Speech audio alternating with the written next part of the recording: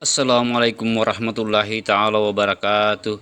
Selamat berjumpa di dalam video pembelajaran fikih RPP UKIN kelas 4 MTS Al-Jihad Sembabo Kabupaten Majene yang dibuat oleh Nurdin SPDI UIN Alauddin Makassar PPG tahun 2021 dengan tema tenangnya dekat dengan Allah Subhanahu wa taala. Adapun subtemanya: 1. Pengertian zikir dan doa. 2. Manfaat zikir dan doa. 3. Tata cara zikir dan doa. Dan 4. Bacaan zikir dan doa. Selamat menyaksikan.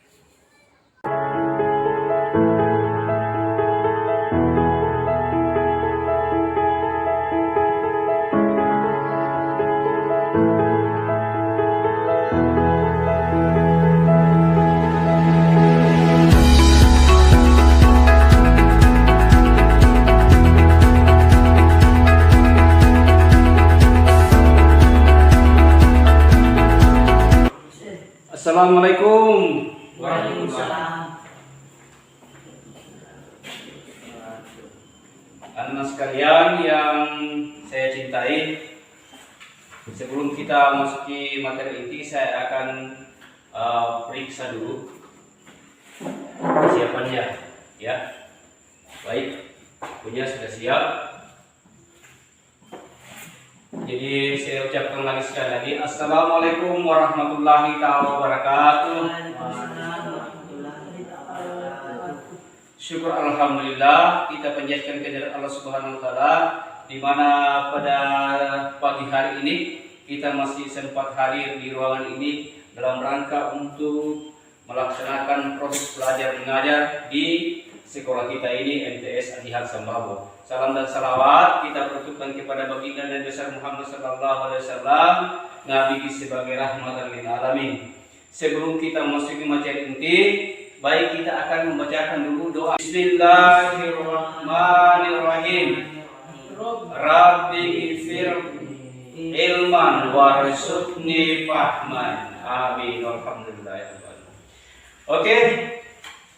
Jadi sebelum kita masuki inti acara kita pelajaran kita, saya akan absen dulu ya. Saya absen dulu. Ya. Sahrullah.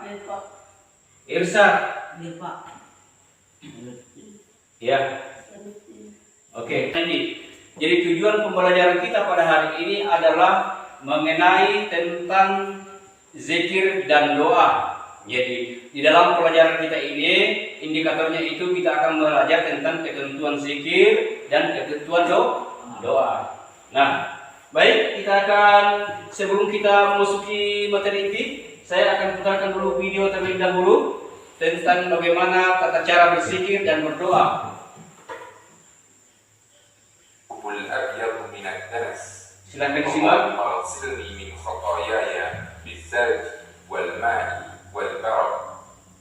Lanjutkan dengan membaca ta'awudz dengan pelan. Tadi kita sudah menyaksikan video tentang bagaimana cara kita untuk berzikir dan bagaimana cara untuk berdoa. Nah, sekarang kita akan masuk pada materi inti pada kesempatan ini. Materi inti kita pada kesempatan ini adalah membicarakan tentang zikir dan doa. Ya. Zikir dan doa. Zikir itu kalau menurut istilah bahasa adalah mengingat, menyebut, menuturkan atau merenungkan. Kalau menurut istilah adalah mengingat Allah Subhanahu wa taala dengan maksud mendekatkan diri kepada Allah Subhanahu wa taala. Kalau doa menurut istilah bahasa adalah memanggil atau memohon sesuatu. Kalau menurut istilah adalah memohon kepada Allah Subhanahu wa taala dengan merendahkan diri dan tunduk kepadanya. Jadi itu adalah salah satu perbedaan antara zikir dan doa. Kemudian, apa manfaat daripada zikir? Manfaat zikir itu adalah terdiri atas 4. 1 apa? Dapat menyenangkan hati. Ya, dapat menenteramkan hati. 2, dapat menimbulkan kesabaran. 3, menimbulkan sifat hati-hati. 4, menambahkan pahala dan menambahkan rasa kasih sayang kepada sesama. Apa manfaat doa? Manfaat doa itu diantaranya adalah akan terhindar dari sifat sombong dan congkak. Dua, akan terhindar dari sifat gampang putus asa. Kemudian ketiga, hati-hati dan pikiran akan tenang dan tentram. Kemudian yang keempat, akan memberi motivasi dengan dalam menjalani kehidupan ini sayang kepada sesama. Kemudian yang kelima, memberikan perlindungan dalam menempuh kehidupan. Keenam, kita akan semakin merasa dekat dengan Allah Subhanahu wa taala. Dan yang ketujuh, di akhirat kelak kita akan mendapatkan tempat yang mulia di sisi Allah Subhanahu wa taala. Nah, sekarang yang selanjutnya adalah bagaimana tata cara kita berzikir. Jadi tata cara berzikir itu ada dua. Tata cara berzikir menurut Al-Quran surat Al-A'raf ayat 205 adalah satu, dengan sikap tadarruf. Yang kedua adalah dengan rasa takut kepada Allah Subhanahu wa taala, dan ketiga dengan suara yang lembut, pelan dan khusyuk. Nah, itu. Kemudian tata cara berzikir. Tata cara berzikir itu ada tiga ya. Satu, zikir dengan hati. Kedua, zikir dengan perbuatan. Ketiga, zikir dengan ucapan. Ya, kita lanjut. Bagaimana adab kita berdoa? Di dalam berdoa itu ada adabnya ya. Adab berdoa itu adalah satu, menghadap kiblat. Ya, kalau orang berdoa itu harus kita menghadap kiblat. Yang kedua, memperhatikan saat tepat untuk berdoa. Yang ketiga, mengangkat kedua tangan setengah kedua bahu. Begini ya. Kemudian yang keempat, memulai dengan istighfar, memuji Allah dan membaca salawat. Astaghfirullahaladzim alladzi la ilaha illa huwal qayyum wa atubu ilaih. Dan kita memuji Allah. Ya. Dan seterusnya. Lanjut ya, yang kemudian ada berdoa. Selanjutnya yang kelima adalah bersikap tawadu, tadarru dan rasa takut. Kemudian yang keenam, hendaklah disertai dengan hati yang khusyuk. Kemudian yang ketujuh, menyederhanakan suara. Kemudian delapan, terakhir adalah tidak berdoa dengan keburukan atau memutuskan tali silaturahmi di antara kita. Kemudian delapan lagi, tidak terburu-buru. Kemudian kesembilan, berdoa tidak boleh setulus hati dan berkata kepada Allah. Ini kalimat yang luas maknanya. Dan ke-11, jangan mendoakan diri, keluarga, harta, pelayan dan orang yang dengan doa yang buruk. Ya. Sekarang kita berlanjut lagi di doa yang tidak atau belum dikabulkan. Di dalam berdoa itu terkadang orang berdoa, pada saat dia berdoa dia inginkan bahwa keinginannya itu akan tercapai. Tetapi terkadang juga Allah akan menunda doa kita. Karena itu doa yang tidak atau belum dikabulkan itu karena ada tiga faktor. Satu, ditunda untuk lain waktu. Artinya bahwa ketika kita akan berdoa, hari ini mungkin tidak akan dikabulkan Allah, tapi mungkin bulan depan atau tahun depan dia akan dikabulkan oleh Allah Subhanahu wa taala. Kemudian yang kedua, ditangguhkan pengabulannya di akhirat dan dikabulkan dalam bentuk lain. Ya, dia akan ditangguhkan itu di akhirat nanti ketika kita berdoa kepada Allah Subhanahu wa taala, nanti di akhirat kita akan dapatkan dan atau akan dikabulkan pada doa-doa yang lain. Kemudian yang terakhir adalah jika dikabulkan akan berdampak tidak baik bagi orang pemohon. Lanjut ya, waktu-waktu yang lebih utama untuk berdoa. Jadi ada 8 waktu utama untuk berdoa. Pertama pada bulan suci Ramadan. Kedua pada waktu di Arafah. Ketiga pada waktu sedang berpuasa. keempat ketika turun hujan, kelima sesudah saat salat 5 waktu, keenam di tengah malam, ketujuh di antara azan dan iqamah, dan yang kedelapan ketika iktidal. Ketika sujud dalam salat, jadi ketika kita sujud dalam salat, di dalam sujud kita itu apa yang kita doakan, di situ yang paling utama ya.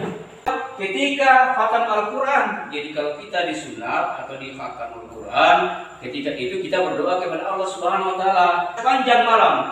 Maksudnya sepanjang malam, mulai dari jam 12 sampai jam 3 subuh atau jam 4 subuh masuk salat subuh, maka waktu itulah yang paling afdal, yang utama diterima doa kita oleh Allah Subhanahu Wa Taala. Dan yang keempat sepanjang hari Jumat. Waktu yang lebih utama untuk berdoa selanjutnya adalah antara zuhur dan asar, dan antara asar dan maghrib. Pertama pada saat dan pada saat teraniaya. Kemudian yang terakhir pada waktu minum air Zam-Zam. Lanjut. Tempat-tempat yang baik untuk berdoa, ya. Ada 4 tempat yang paling baik untuk berdoa. Yang pertama itu ketika melihat Ka'bah. Kemudian yang kedua adalah ketika melihat Masjid Rasulullah SAW. Kemudian yang ketiga di tempat dan dikala melakukan tawaf. Dan yang keempat adalah di saat multazam di dalam Ka'bah. Ini bagi mereka yang mengerjakan ibadah haji ya. Kemudian tempat-tempat yang baik untuk berdoa. Selanjutnya ya. Kemudian yang selanjutnya di sumur Zam-Zam.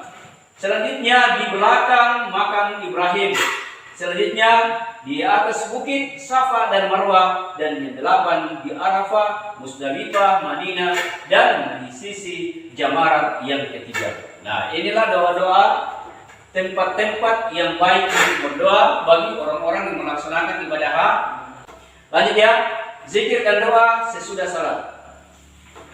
Zikir dan doa sesudah salat itu pertama-tama kita membaca syahadat asyhadu an la ilaha illallah wa asyhadu anna muhammadar rasulullah. Kemudian yang kedua kita membaca istighfar, astaghfirullahaladzim allazi la ilaha illallah hayyul qayyum wa atubu ilaih. Kemudian kita membaca tahlil, alhamdulillahirabbil alamin. Kemudian kita baca Allahumma antas salam minkas salam wa alaika salam, dan seterusnya. Kemudian yang terakhir adalah yang kelima adalah bacaan Allahumma la mani'a lima a'taita wa la lima mana'ta wa la qada, dan seterusnya. Kemudian yang keenam membaca Al-Fatihah ya. Bismillahirrahmanirrahim, alhamdulillahirabbil alamin, arrahmanirrahim, dan seterusnya. Kemudian kita membaca surah Al-Baqarah, kemudian ayat kursi, kemudian selanjutnya kita membaca tasbih, tahmid, dan takbir. Kemudian yang ke-8 membaca Allahu Akbar kabir walhamdulillah katsir, dan seterusnya. Kemudian ditutup dengan doa. Ya, itulah mungkin di antara pelajaran kita pada kesempatan ini. Mudah-mudahan apa yang saya sampaikan bisa masuk akal dan bisa kita pelajari. Sebelumnya ada yang bertanya, silakan. Saya bertanya Pak. Silakan. Pengertian doa menurut istilah.